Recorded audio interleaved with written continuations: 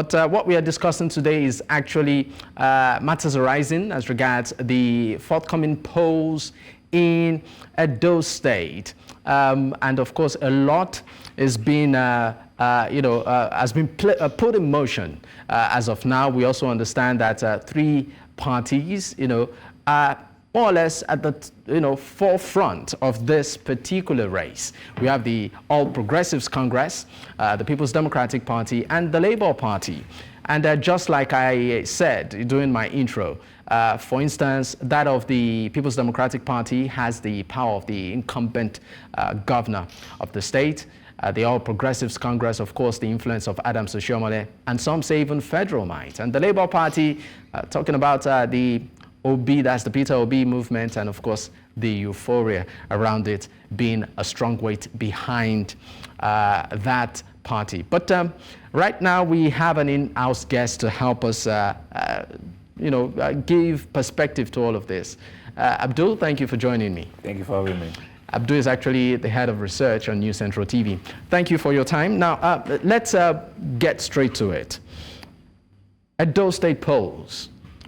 We've seen all of the drama come up. Even till yesterday, some are still challenging, the back and forth as regards who exactly is the current vice or deputy governor of the state. A lot of drama, ahead of the polls.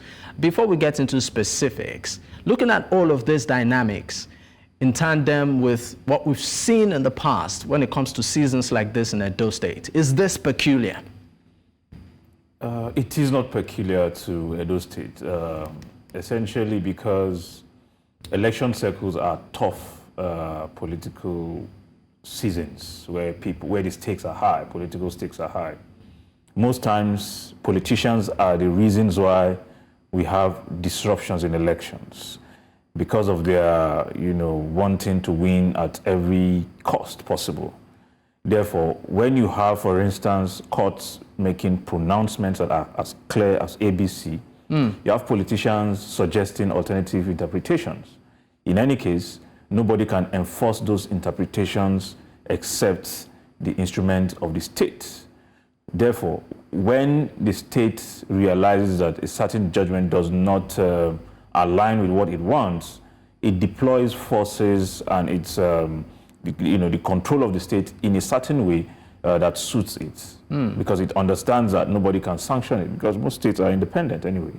But when you reckon that everything that happens is timed around seasons and has a time frame. In another few months from now, the activities or actions of some of these political players, some of them will regret it, some of them will not be proud of themselves, some of them will look at it and say they had no options. Well, can you be more specific as regards these politicians that may look back and say, you know what, maybe I shouldn't have done what I did? Well, when the current governor of Edo State was, being voted into office, it wasn't basically because he did some impressive projects for the people. It was because he came on he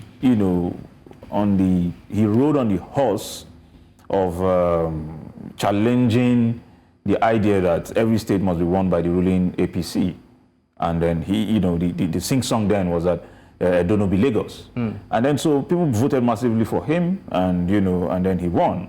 What was expected was that the goodwill with which people voted for him will be translated into, into action, into benefits for the masses that voted for him. Unfortunately, he got into loggerheads with his own deputy because the deputy wanted to take over from him or succeed him. And he wasn't comfortable with that. And so they threw up spanners into the political wheels and, instead of focusing on governance, they focused more on their own personal beef. And then it ended up the way we have it today. In any case, the courts have ruled that, Philip Shaibu remains the deputy governor. There is no argument. There is no other further interpretation that can, that we can get from that. Although that is still being contested. By who? Some reports actually have it that the certified true copy didn't explicitly, declare that he is still the deputy governor of the state. That was what the ruling said, that he is.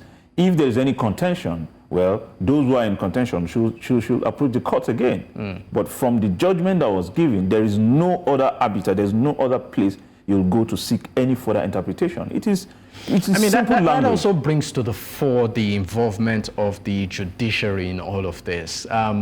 We see judgments and counter judgments. At some point, the whole thing looks all muddled up, you know, it really doesn't give specificity or clarity. And it also affects the reins of governance. I would like you to speak particularly on the activities of the judiciary, particularly in seasons like this. So one thing you can be very sure of is that every sector, every segment of the Nigerian society has been impacted by, graft and corruption. Is the judiciary helping matters? In some instances, yes. For example, I'll get back to what you asked. The fact that we're having off-cycle election now is a display that our democracy has grown. A lot of people have issues with off-cycle elections. But remember that before we have what we have now, it was almost a given that the ruling party or whatever party that wins will rule up, for the next 4 years. But there were litigations that ensured that people who won through the back door were sent out through the judiciary. I mean, the elections were contested. I think Oshiomhole versus Oshiomhole or thereabout of the PDP, and then the courts ruled in favor of Oshiomhole, and then he had to be sworn in as governor. Now, because he came in after almost 2 years of Oshiomhole's reign in power, it meant that he couldn't be governor for just 2 years. He had to spend his own 4 years, and then since then, elections in Edo became off-cycle. Same thing with Edo State, where there were litigations, and then, of course, we'll be having another off-cycle election in Edo State. So it means that people cannot take it for granted that once you have won, either by, backdoor method or you won legally, if you stay in power, unless you stay unless you're able to win and prove clear, in clear print that yes, you won this election, there's a chance that you can win the election, regardless of how much you have spent, time and energy and all of that, and still be thrown out, tomorrow. So our judiciary has helped in that regard to restore confidence, in the hearts of the masses that yes, you can win and then be, handed a victory. However, it is also seen that because of the kind of judgments, that the judiciary has given in the past few years, some are a little skeptical about the judiciary. Again, the judiciary does not rule based on sentiment, in the society. It is blind or deaf to the sentiment. It only works based on the evidence, provided before it. Is that truly what we are seeing at the moment? Because right now, for many Nigerians observing the political landscape, they're of the opinion that the judiciary has been compromised. As a matter of fact, heavily monetized. Well, I mean, if you are not there when the monies are exchanging hands, if you do not have factual evidences that, certain judges were, compromised or were paid to deliver judgment in a certain way, it will remain market talk and, street talk. Because there's a difference between sentiment and assumptions and facts. What we want to see is that on paper, this person has been compromised because of X, Y, Z. I have had evidence, put it in the public space so that we can now begin to interrogate the issues based on the evidence. But if you say, well, this person doesn't like my face, he doesn't like my ethnicity, he doesn't like my religion, he doesn't like where I come from, he just hates me and all of that, he doesn't like my party. I mean, the judge doesn't understand all of this. What are the facts on ground?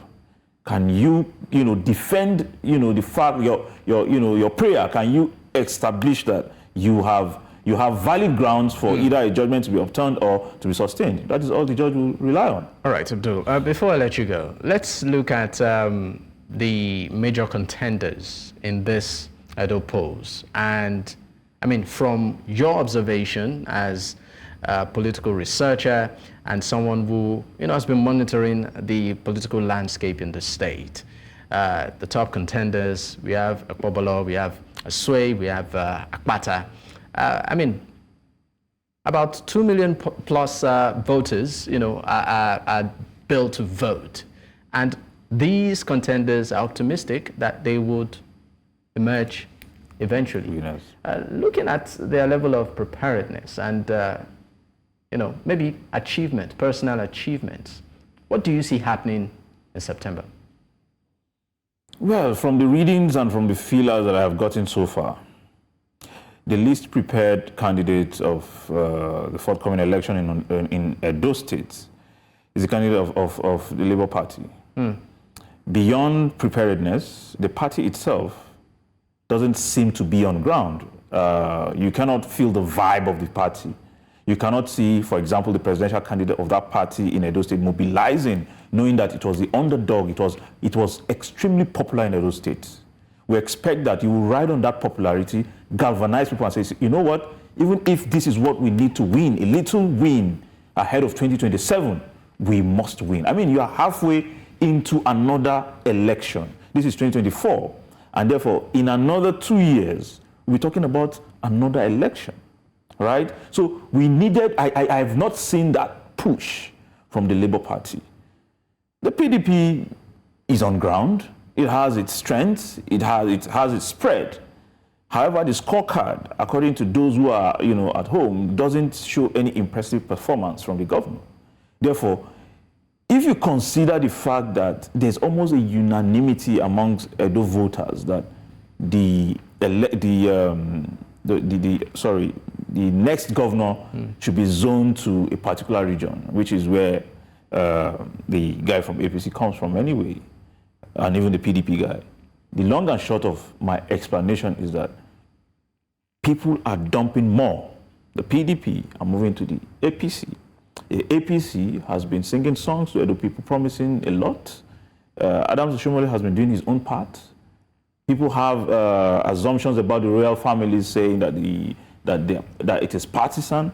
But the long and short of it is that if the PDP loses that state, it will be because of the lack of performance of the governor, and not necessarily because the APC guy was loved more or the LP guy was loved more. So you are saying that even the power of incumbency might not come to play here? Not necessarily. It may not, impact much, because towards the end of his tenure, it didn't look like any form of governance is happening. It looks like every day we have to wake up to an Obaseki versus Shaibu's, tussle. So that is the issue in Edo State. All right. Thank you so much for your time, Abdul. Thank you for having me. All right.